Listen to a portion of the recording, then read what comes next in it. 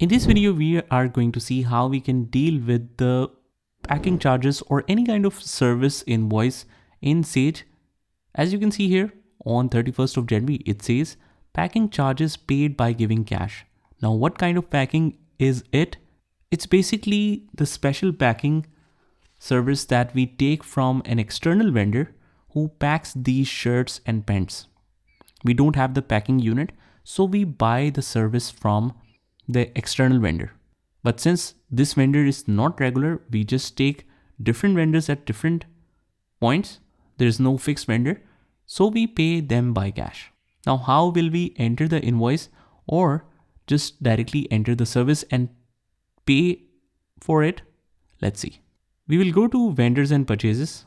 And if you directly want to pay for it, you can click on write checks and click on new check.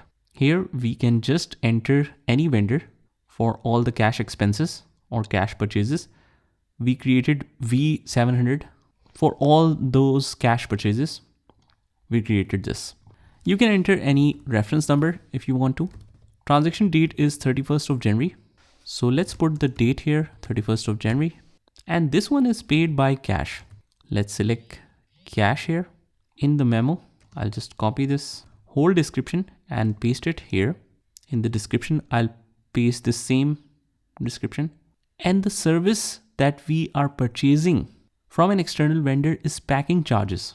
Since this packing charges is directly applied on shirts and pants which we are planning to sell, so all of these kind of expenses or cost incurred on the packing of the materials that you are planning to sell should be a cost of sales and not the indirect expenses.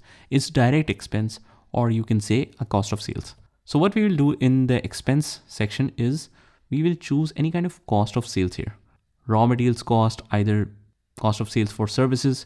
We will use this one, cost of sales for services. If you don't have this account, you can create it in 5 category and choose it or select the account type as cost of sales right here.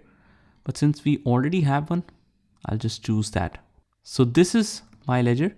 Cost of sales for services available in 5350. I'll select that. The amount in dollars is this one. Copy this, paste right here. And if you want to check the journal entry effect, that's very important. Click on journal entry.